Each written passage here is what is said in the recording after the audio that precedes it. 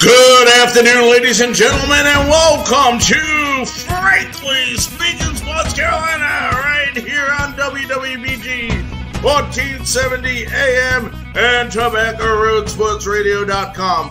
What a great show we have for you today. Just unbelievable. You know, I talked about this last week. We talked about the great part of the Super Bowl means baseball is right around the corner. But now it's not around the corner anymore. It's here. It's here. Spring training is here. Pitchers and catchers have reported, and we're going to talk about that with a very special guest, former Baltimore Oriole great. He's a member of the Baltimore Orioles Hall of Fame. We will be joined by former shortstop Mike Bordick in segment 2 of our show today. But all the talk this week, all the build-up this week, everything was about this Super Bowl. And whether you like the game or not like the game, you got to admit it was a great Super Bowl game. Obviously, the Chiefs prevailing with a late field goal by Harrison Butker. But all the talk, all the drama is about this one holding call, whether it should have been called, whether it should not have been called. And I'm going to tell you right now, folks, if you look at the replay over and over and over again, which I have done, it's a holding penalty. It's not an interference penalty. It's a defensive holding penalty. And everybody's taking this one play and making it seem like it changed the whole aspect of this Super Bowl. It did not. It may have been called at a crucial time in the game, but it was not the reason the Chiefs won. The Chiefs won because of a lot of other reasons. And we're going to talk about that right now, right here on Frankly Speaking Sports Carolina on this beautiful Friday afternoon. Folks, let's forget about that call for a moment. That call might have came at a crucial time. But let's remember, Harrison Butker was already in field goal range. Now, would it have been a longer field goal? Obviously, yes, it would have been. It would have been a more difficult field goal. Yes, obviously. But at the end of the day, you're calling that penalty all year long. Why are you going to switch it now? Because it's the Super Bowl? No. You have to call the game just like any other game during the season. And I give that referee lots and lots of credit for having the kahunas to make that call, which was the correct call. But it did not cost the Eagles the game. What cost the Eagles the game, you ask? Well, I'm so glad you asked. What cost the Eagles this game, folks, was mistakes and their defense not coming up to play in the second half. I believe Kansas City, if I'm correct, and you folks can check me if you like, I think they scored on every possession they had in the second half. Every possession. Where was that Philadelphia Eagles defense we heard about? It didn't show up. Oh, everybody's talking about Jalen Hurts this, Jalen Hurts that. Oh, what a game by Jalen Hurts. He went 27 of 38, 304 yards, and a touchdown. But doesn't anybody remember he had one of the biggest mistakes in this game when he fumbled the ball and Nick Bolton of the Chiefs picked it up and returned it 36 yards for a touchdown? No, everybody forgets that. Oh, my goodness. That made the game 14-14 and put the Chiefs back in the game. Let's not forget the most valuable play in that ending of the game was not the penalty. It wasn't even the kick. Well, obviously it was the kick by Butker. You win it. But right behind that was the great unselfishness of Jerick McKinnon, who was running the ball around the left side, Everybody's dream is to get a Super Bowl touchdown. But this guy, the unselfishness to do what's more important for his team than what is more glorifying for himself, came into play, and Jerick McKinnon goes down at the 1-yard line and allows the Kansas City Chiefs to run the clock down to 8 seconds and win this game. Let's not say and continue to say that this game was won because of a penalty, because that's untrue. That is the furthest thing from the truth. It is because when it came to making the necessary adjustments that need to be made, Eric Bieniemy and Andy Reid did more for that offense, making the right calls, than the defense did of the Philadelphia Eagles. That's the bottom line, folks. That is the bottom line. And people are forgetting that. They're forgetting the Hurts fumble, the McKinnon play, and some of the other great things that happened in this game. Now, it was by far a defensive battle, as we all know. It was an offensive style game, and saw a lot of great things. I mean, you saw how important the pickup of A.J. Brown was for the Eagles in this game. But you also saw why Travis Kelce is considered the best tight end in all of football. This was two good teams going at it. Okay, on this day, the better team won. We can argue whether the Eagles are better, the Kansas City Chiefs are better, but at the end of the day, the Kansas City Chiefs are the Super Bowl champions because they won this game. Give credit where credit is due.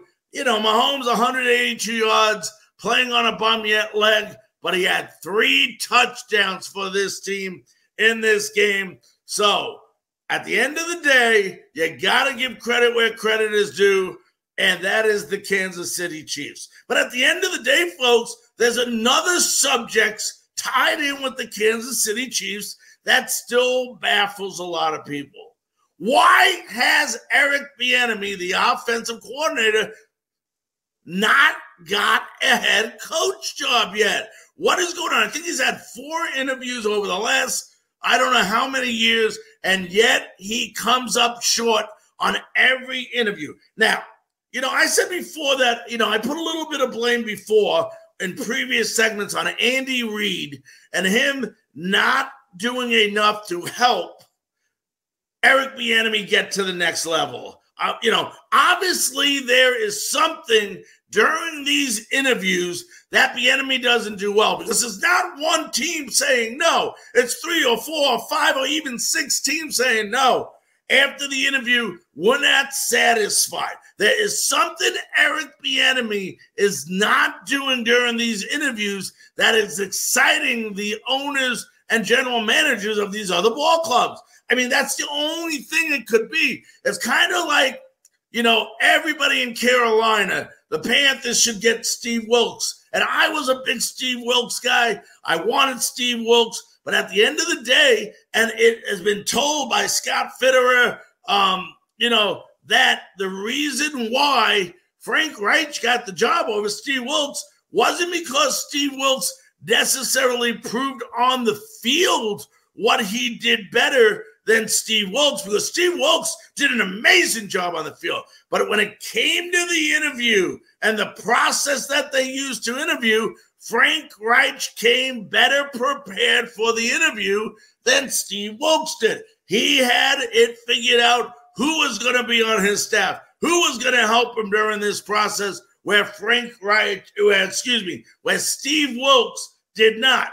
That has to be Bieniemy's problem. For all you people that are saying, well, you know, what kind of tree does Andy Reid has? It's a very successful coaching tree. He's on his tree that is now head coaches currently in the NFL. Sean McDermott with the Bills, who has been very, very, very successful. John Harbaugh of the Ravens, who has been very, very successful. Matt Nagy, who has coached the Bears, very, very successful, has a winning record. And, of course, Doug Peterson, who took the Eagles to a Super Bowl title and had an unbelievable year so far, his first year in Jacksonville, winning the AFC South. So there is a tree there, and there is a lot of former coaches under Andy Reid that has gotten promoted. So, folks, at the end of the day, there has to be something going on in this interview process with the enemy that we are not finding out. Otherwise, I do not understand why this guy is not a head coach in the NFL. Well, folks, I mentioned at the early part of the show, it's baseball season, and I'm so fired up for baseball. I love this time of year because spring is right around the corner. We're 10 days away from the regular season beginning. Lots of great stuff happening in baseball, and it all has begun today. And when we come back, we couldn't think of a better way to start off spring training than having former Major League Baseball great. He's a member of the Baltimore Orioles Hall of Fame. He is the one that replaced Cal Ripken at shortstop. Mike Bordick will be joining us right after this message.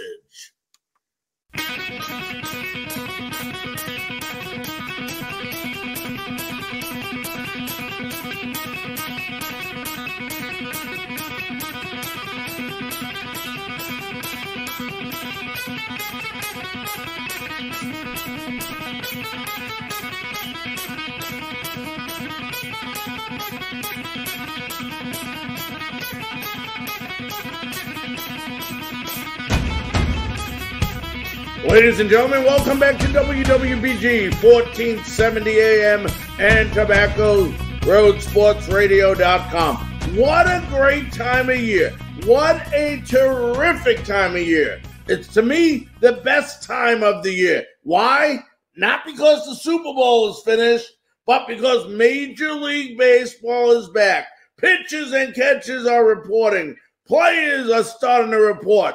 What a great time of year. 10 days until spring training games actually are played. And it is my great honor, thrill, and pleasure to now introduce on the Frankly Speaking Sports Hotline. Let's welcome in former Baltimore Oriole great. He was a 2000 All-Star and member of the Baltimore Orioles Hall of Fame. Let's welcome in Mike Bordick. Mike, how you doing, buddy? I'm doing great. I love that intro, man, because I feel the same way. I mean, this time of year is awesome. I mean, it's so, I think, inspiring because everybody starts on the same page, and you just never know about your hometown team. Mike, let me ask you this. Like we talked about, spring training is starting up. As a player, when you are going to spring training, and I'm talking not necessarily your first year in Major League Baseball, but as a veteran player, when you were going to spring training, what are the things that you as a player wanted to accomplish during spring training? I think getting my timing down, probably the most important thing. And really, I think for a lot of guys, especially, you know, in my category, more of that grinding kind of Major League player, to get into that grind, to feel, you know,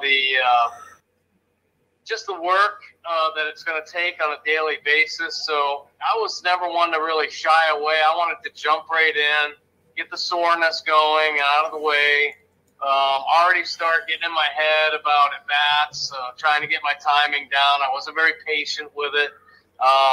So, you know, I probably am different than a lot of guys, I guess. But I just wanted to feel like I was in mid-season form when I left spring training, to go through all the ups and downs, the highs and lows, trying to, you know, battle through to get the timing down and the rhythm out in the field as well. So I was all in right from the get-go. I wasn't trying to pace myself or anything. And, you know, you bring up a good point, and I was actually segues right into my next question. I was going to ask you, do you think sometimes managers and organizations sometimes do not set the veteran players up for success due to the fact that they don't play them as much during spring training, where they can get that, like you said, timing and rhythm down going into the beginning of the season? I think in some cases, yes. I think every manager, every general manager, the message going into spring training and the hope coming out of spring training is that everybody's healthy. And then you can kind of manage players throughout the course of a long 162-game season. But I do think to some degree they're a little cautious, especially with veteran guys. And to some degree, too, it's almost like a rite of passage. If you've got X amount of time under your belt, then you almost psychologically feel like, well, I don't need to play, so many spring training games because I'm a veteran player now. Well, I tend to disagree. I think that as each passing year goes by, the more you have to probably try to prepare yourself to make yourself better than you were the year before. And I think a lot of players kind of miss the boat in that regard and end up kind of shortening their career because they don't take that approach where, you kind of still have to prove yourself. I don't even care if you have a multi-year contract. You got to go out there and try to prove yourself and make yourself better because that's what professional athletes are supposed to do. Mike, you played with 4 different teams during your career. What are some of the most memorable spring training moments for you? Well, I think anytime I was with the major league team, it was always memorable. Coming up with the Oakland A's, I don't know if you remember. I'm sure you do. So 1990 was my first year, and the Oakland A's were kind of in the midst of a dynasty. So they'd gone to the World Series 2 years in a row, and they ended up going back in 1990, eventually losing to the Cincinnati Reds. But they had teams just full of superstars, Hall of Fame guys. It was just unbelievable to be in the clubhouse with them. Dennis Eckersley, Ricky Henderson, potential Hall of Famers like Jose Canseco, Mark McGwire, Dave Parker, Dave Stewart. I mean, just an incredible list of great players. Harold Baines, Hall of Famer. So to be able to just sit back, watch them go about their business, hear some of the stories they would tell about through their careers, it was just incredible. And I really appreciated that. And even coming over to the Orioles in 97, it was much of the same. I mean, Cal Ripken, Rafael Palmeiro, Robbie Alomar, Brady Anderson, Eric Davis, Jimmy Key, Mike Mussina. I mean, my gosh, these are some of the greatest players of their time, certainly their era. And to be able to see them go about their business on a daily basis, not only was it an incredible thrill for me, but I learned so much from watching these incredible players. Yeah, now, you talked about Cal Ripken, and it brings up a great point. You signed in 1996 to replace basically at shortstop Hall of Famer Cal Ripken. How much extra pressure was on you because you were filling sort of the shoes as far as Baltimore fans were concerned of their legend, Cal Ripken, and how was the relationship between you and Cal? Well, I'll start with the relationship. It was great. I mean, Cal was incredible. I'm telling you right now, he comes as advertised, salt of the earth guy. He and I played catch every day. He kind of embraced the fact that, his ultimate goal was wanting to win as well and have success. So he helped me from day one as far as understanding and learning about the pitching staff, what their tendencies were defensively. Most times I would just play off him at third base because, he historically was known as one of the most knowledgeable, intellectual baseball players in the game. So, I'd see where he'd position himself at third base, and then I'd just kind of play off him. So it was awesome in that regard, and we're still, friends today. As a matter of fact, I'm doing an event for his foundation, Cal Ripken Senior Foundation. I'm actually going to be the moderator and interview Cal Ripken and Brooks Robinson. So that's going to be a great thrill. Yeah. So, but as far as coming in, the pressure that I put on was all just myself. It was really my choice to come to Baltimore. I wanted to take on that challenge. I wanted to be part of a winning team again, much like I did as a younger player with the A's. The A's went through a transition, and I was looking for that postseason kind of quality of a team. The Orioles had gone to the postseason in '96, and they were one play away from making it into the championship series. Of course, the catch out there in right field taken away from the Orioles. But so I was excited about that opportunity. When the season started, spring training was great. I loved getting to know my teammates. And then when the season started, the pressure was all on me. And I put about a month and a half of undue pressure, trying to do too much. I could all of a sudden hear the fans, getting on me in the stands. There's always so much want, I think, to do well, to be accepted by a fan base. And it wasn't until, I guess, like I said, a month and a half into the season that Sam Perlazzo, our infield coach and third base coach, pulled me aside. He said, Bordick, you just got to relax, man. This is your 7th year in the big leagues. Come on, you've done this every day. And it just took a different voice instead of me being in my own head to kind of help me relax. And I really did. I settled down. I ended up having a solid year defensively. Offensively, I turned it around a little bit. We made it to the postseason. I had some success in the postseason as well. And from that moment on, I was just really comfortable playing in Baltimore. I had some of my best offensive years and really some of the best years of my career wearing an Orioles uniform. Yeah, you definitely did. And, talk about being around teams that win. Then in 2000, you traded to the New York Mets. I have 2 questions for you on that trade. First of all, how surprised were you that you were traded to the Mets? And how much easier is it to get to know your roommates when you step up and on the first pitch you face, you hit a home run? That's funny. That was a huge highlight of my career. My gosh, I couldn't have written that one up any better. But I was kind of surprised to get traded. Mike Hargrove, the manager of the Orioles at that time, on a daily basis was kind of reassuring me that I wasn't going anywhere. That he wanted me to be a part of the team, to help some of the newer players coming in.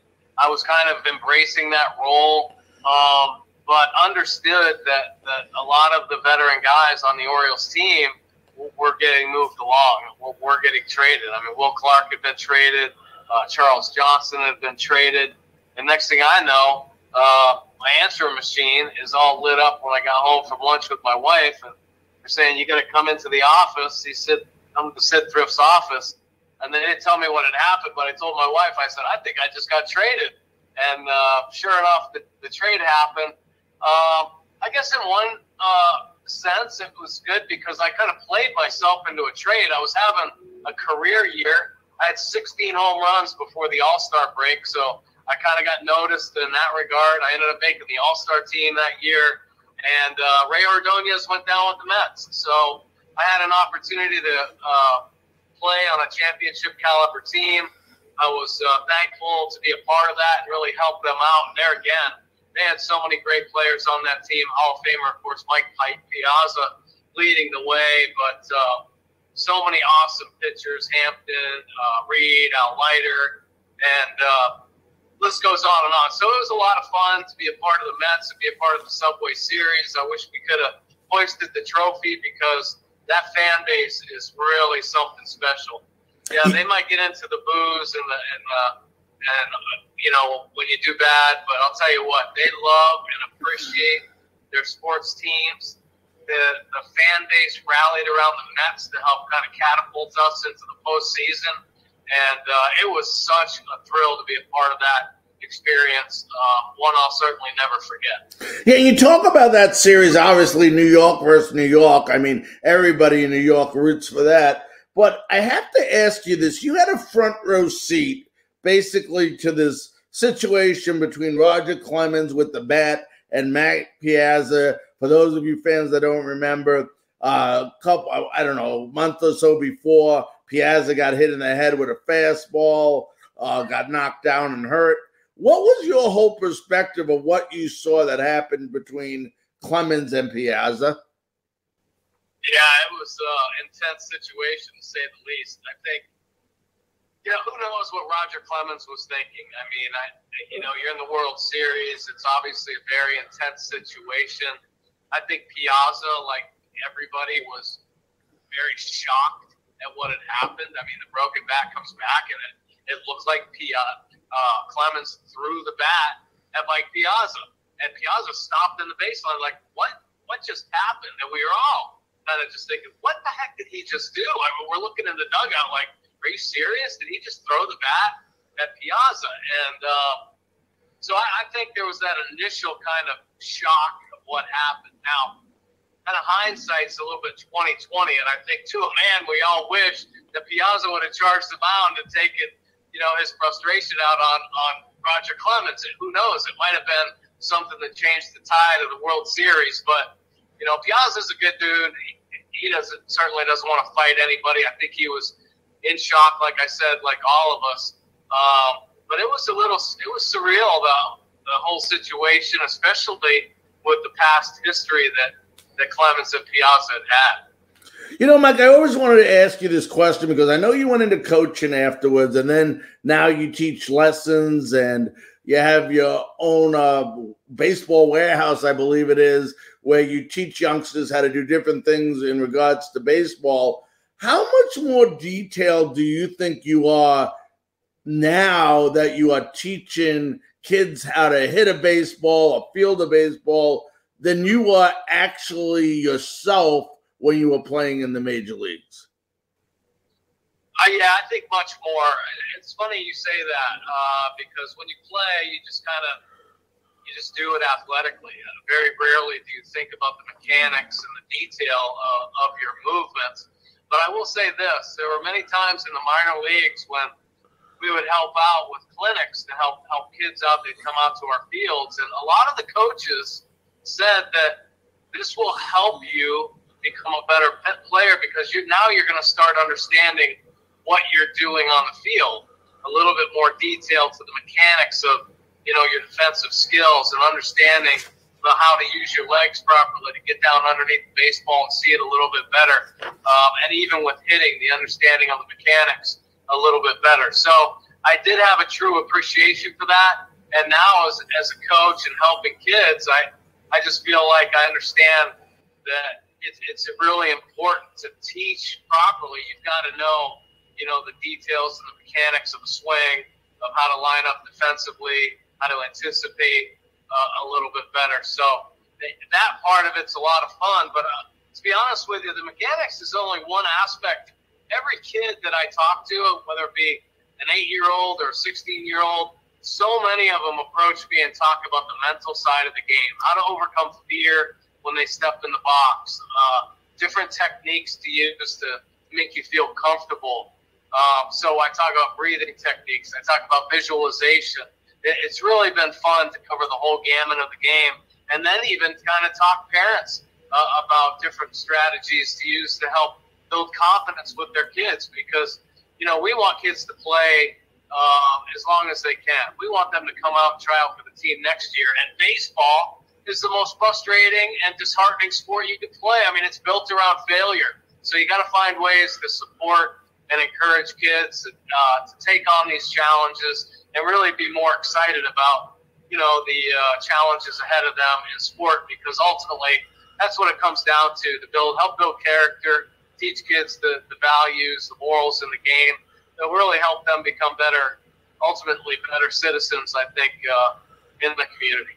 Yeah, definitely the mental aspect. I mean, I couldn't agree with you more. Guess it's a lot different going up to a player as a hitter saying, I'm going to get a hit, that I don't want to make it out. Yeah, definitely. You get that right because, I mean, it's unbelievable. It's uncanny how the mind works. Whatever you say typically will happen. I remember time and time again in the minor leagues, if I had a situation with a runner on third base, all we were ever taught was don't hit a ground ball to third base. And so every time I'd step up in there, I'd say, okay, do whatever you do, don't hit a ground ball to third base. And inevitably, I'd hit a ground ball to third base. So trying to change that mindset, think about something positive, think about a positive process that really help you succeed a little bit more often. Couple quick questions before we let you go, Mike. I want to talk about a couple quick rule changes in baseball. Did you think the shift was good for baseball or bad for baseball? Well, I thought it was stupid, to be honest with you, because, okay, go ahead and shift. Well, how about an offensive coordinator or somebody on the offensive side or a general manager saying, okay, if they shift on you, beat the shift. You're a major league player. Freaking try to hit it the other way. But what happened is we got so caught up in the analytics of the value of a home run that it took all of situational baseball away. And for the longest time, I just felt like baseball was a cold game, too many high strikeouts, guys hitting into the shift, everybody just pulling their hair out, going, what is going on? Can't these guys handle the bat? I mean, it was so disheartening to see. So, and I think, though, the game is starting to come back around. I know some rule changes will potentially help that. I still think there are going to be guys now, only because they've just developed this one-dimensional swing. You're still going to see guys with higher strikeouts, but hopefully, it's the guy that is considered a home run hitter and not the whole lineup. So, I wasn't a big fan of the shift. I think there are some guys that you certainly would do it on, and if guys are, doing it time and time again, absolutely, you got to, overshift is fine. But I was just so frustrated that players wouldn't attempt to try to beat the shift. It just was a head scratcher to me. Is batting average overrated? I personally don't think so. I think on base percentage is probably exactly. Yep. Holding more value. So having a good batting eye, I think, has always been important. But to have a good batting average, I think there's value to it as well. Because what's more disheartening to a starting pitcher than a guy making a really good pitch and a guy standing up there and slapping it the other way for a base hit? Pitcher all of a sudden gets into his own head. It's just back to the mental game of baseball. Gets a little frustrated, might lose concentration, and next guy comes up and pops a 2-run home run just because a guy had a good bat went the other way. That's what baseball's all about, And I think anytime you can slap out some base hits, it's going to have an effect on a pitcher. There's just no doubt about it. The walks do too, and guys that get on base. And I think even stolen bases could get into a pitcher's head. So bringing back that offensive, more strategic kind of the game, I think is what I appreciate. I think a lot of fans do as well. And hopefully with some of these new rule changes, we might see that. Now, as a defensive player who played, shortstop just as well as anybody else, and better, actually, I should say, what would your perspective have been if they had a pitch clock back when you played? Well, probably back then I probably would have thought there's no way they can do this because I saw so many starting pitchers that had routines. And, in my opinion, developing a routine, I think, is crucial to being a good pro. Nowadays, I think guys have been trained, especially some of the younger guys in the minor leagues, to, quicken up their routine, to understand how to pitch with a pitch clock. I think it's probably going to be a little bit better for the game. I think it's for years they've been trying to find ways to speed it up. So I think nowadays the pitch clock does make some sense. I think there may be some veteran pitchers that kind of bump that a little bit and are going to just push the limit of the pitch clock. But I think a lot of these young guys, they just get on the rubber. They know what they're doing. They trust their catcher, and off they go. And to be honest with you, I think another one of the benefits of analytics is, it just seems like they know exactly what they're going to throw every pitch. There shouldn't be a lot of wasted time. There again, I'll go back to a veteran pitcher that just may have a better, understanding of the hitter he's facing, just a better gut feeling. So he might take a little more time and shake off a pitch or two, which might kind of get into that pitch clock. But so many of these younger pitchers, younger catchers, they rely wholeheartedly on the analytics that they've been given. So there shouldn't be a lot of wasted time. Last question, Mike. We'll let you run. Last year, the Orioles had a winning record. They were 83-79. For all the Oriole fans that are listening, and we are national here, what does this team need to do to get back to being a playoff team? Oh, my goodness. Well, I think just some seasoning for some of their young superstars because they have got a slew of studs. I'm telling you, they've got some of the greatest young players in all of baseball right now are right here in the Orioles organization. Minor leagues has been rated #1 for the last couple of years. I know the Orioles fans have gone through, the rebuild for the last 4 years, but man, oh man, it seems like it's going to be worth it because they have stockpiled talent through trades, through high drafts. We got a taste of who I think might be a perennial All-Star MVP every year candidate, Gunnar Henderson, young third baseman, just all tools all over the place. Great speed, power, adept at defense, just seems to have an incredible understanding of the game. And, of course, Adley Rutschman behind the plate, in my opinion, is going to be a Gold Glover for years to come. It always comes down to pitching, though. I can list off a ton of great defensive players and offensive players that the Orioles have stockpiled, younger guys. But it's going to always come back to the pitching. Are they going to be able to stay healthy like they did last year? Really, the only setback they had last year was John Means. Unfortunately, had Tommy John surgery, but there's a great outlook for him coming back this year in July. He probably won't be the same this year, but it's something to look forward to in years to come.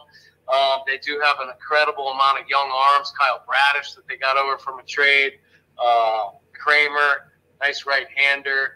Zimmerman, good left-hander. So, there's some pretty good pitching. I think a lot of us were expecting them to maybe make more of a splash on the free agent market with a marquee kind of starting pitcher. They didn't do that, but they did land a couple guys that are definitely serviceable, and I'm probably better than serviceable. Innings eaters, guys that were very good. One guy came over from the Oakland A's, Irwin. Sub-4 earned run average, which is hard to do nowadays. So I like where they are. I think they have the opportunity as well with the stockpile of young talent in the minor leagues to work some potential big trades. And even before spring training starts, maybe even during spring training. So I think there's a tremendous upside to the Orioles right now and a team to really look at, especially after the success they had last year. And when you start getting young guys that start feeling and tasting that success, really the sky's the limit. Yep. Well, listen, my friend, I want to thank you very, very much taking time out of your schedule to join us on Frankly Speaking Sports Carolina. Well, thanks a lot for having me. And anytime, I love talking shop, that's for sure. All right. Stay safe, my friend. You too. Thank you. All righty. That was the great Baltimore Orioles Hall of Famer. That is Mike Bordick. Let's go ahead. We had a long interview there, but it was well worth it. We're going to take a break, and we'll be back right after this.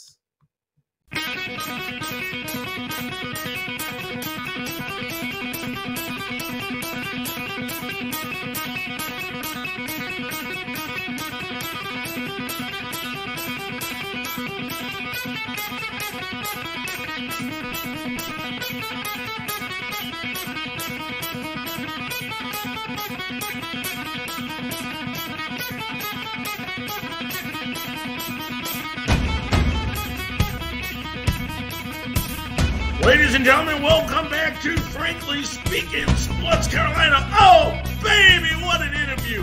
What a great interview that was with former great of the Baltimore Orioles, Mike Bordick. Oh, baby. I went a little bit long, but damn, was it sweet and well worth it. I'll tell you what, ladies and gentlemen, I am looking so forward, like I mentioned several times before, for this baseball season. But let's switch gears. And I won't necessarily say it's a topic that is thrilling to me right now, because what is going on, folks, with our teams in the ACC? I'm getting excited. The NC State Wolfpack were there. They were ranked number 23. They were slowly but surely moving up in the ACC. They had a game versus Syracuse. If they win it, they're in striking distance to Pittsburgh. Yet what do? They lose. You can't lose to a Syracuse team, which they did. They lost to Syracuse. Every Syracuse starter played almost every minute in this game, and they all scored in double-digit points, led by Judith Smith, who had 20 points. But, folks, I say this over and over and over again, and people say to me, oh, my goodness, Larry, you know, you're draining this out. But all of these games came down to one thing that cost our teams. You know what it was? It either cost our teams the games or won the teams the games. For NC State, it lost the game for you. You know what it was? Free throws! Free throws, free throws, free throws. NC State fouled Syracuse 19 times. 19 times in this game. What did NC State do? They went to the free throw line and made 16 of 17 free throws. 16 of 17 free throws from the line. They were incredible. Meanwhile, NC State only shot 60% from the free throw line, but they only went there 5 times. Only 5 times. Not a formula for winning. NC State was atrocious from 3, hitting only 9 of 34 for 26.5 points. Now, DJ Burns and Jocko Joyner did have 15 points each, but my goodness gracious, folks, here it is, an opportunity. Now NC State moves to 10-6 in the conference, 20-7 overall. You know, they are 13-1 at home, but my goodness gracious, what a big, big, big, huge loss for NC State. Meanwhile, Duke, I don't know how this team does it.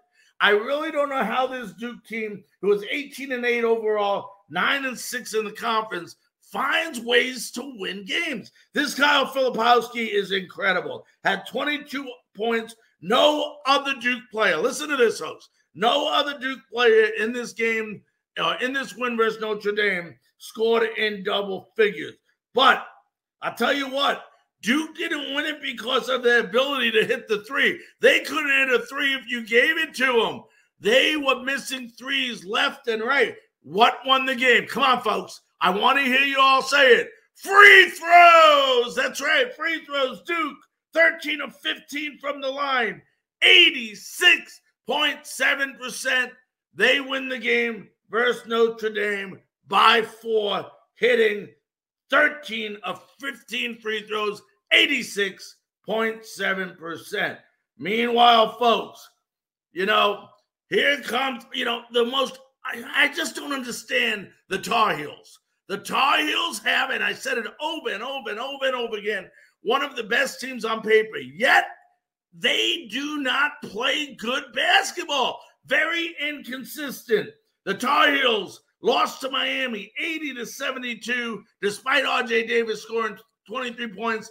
Tar Heels, 16.1% from three-point land, 5 of 31. Meanwhile, the Hurricanes, 46.2%, hitting 6 of 13. I'll tell you what, this three-guard line of Miami, I've told you all season long, is incredible. Incredible. Nigel Peck was 4 of 6 from three-pointers, 7-11 field goals, 23 points for the Miami Hurricanes. Meanwhile, Jordan Miller, 24 points, 11 rebounds, 9 of 14 field goals. But I'll tell you what, where was Peter Nance this game? Where was he? He scored 2 points before fouling out. Armando Bacot, even though he was out there scoring 12 points, was not apparent. Not apparent. You got to ask yourself, how could a team with this much talent play so inconsistently? And I don't know if you can blame that on Hubert Davis. I mean, you know, they're taking shots. The thing with this UNC team is they're not passing the ball around. They're taking shots, sometimes shots they shouldn't take, rather than keeping that ball off the ground and keeping the ball passing from guy to guy to guy and looking for the best shot. They're rushing some shots, not hitting shots. They don't know when to switch it up when you're not hitting from the outside, how to play old school inside basketball. And that was the difference because Miami wasn't hitting necessarily. Yes, they hit 6 of 13, but they only took 13 three-pointers. They were mixing it up both inside and outside and in between, and that's why they won the game. UNC only had 2 points. Listen to this, folks. Only 2 points off the bench. 2 points from your bench. You're not going to win. And UNC, once again, very disappointing, very inconsistent, losing to Miami 80-72. North Carolina now is 16-10. 16-10 for this team that went to the national title game last year. 8-7 currently in the ACC. Terrible, atrocious, ugly, disgusting, whatever you want to word it. That's a good way to describe UNC so far this year. Meanwhile, Wake Forest squeezes it out versus Georgia Tech, 71-70. This game was a great game. And I'll tell you what, both teams shot great from where? The free throw line. Georgia Tech, 8 of 8. Wake Forest, 19 of 24. 24 times going to the free throw line, just shooting just under 80%. I think 79.2. You'll take that. Meanwhile, what can you say about Hildreth? Cameron Hildreth had 19 points. Tyree Appleby had 16 points. Wake Forest moves to 17-9 overall, 9-6 in the ACC. So a great win by Wake Forest. And I'll tell you what, folks, I don't know what's going on with the ACC. Now it's Pittsburgh leading the conference at a 12-3 record. Virginia in second at 11-3. Miami 12-4, followed by Clemson, then NC State. So there's about 5 games left before we start talking, championship week, then the March Madness 64 teams that make it. We'll see what happens.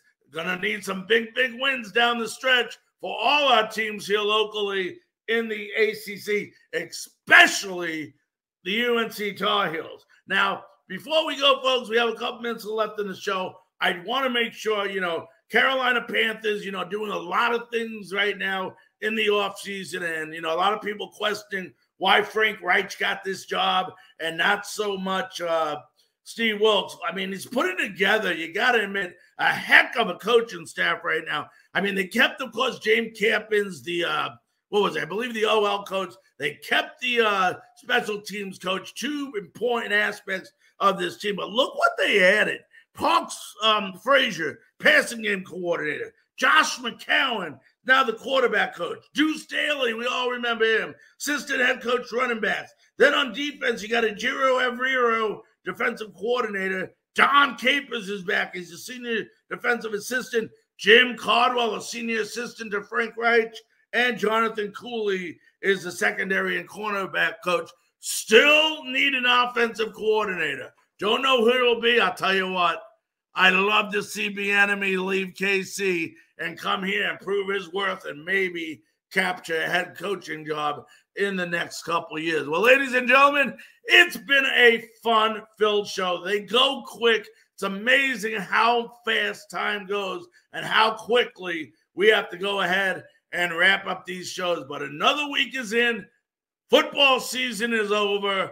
Now it's time for baseball season. Next couple of weeks, we'll try to get you ready for the upcoming baseball season.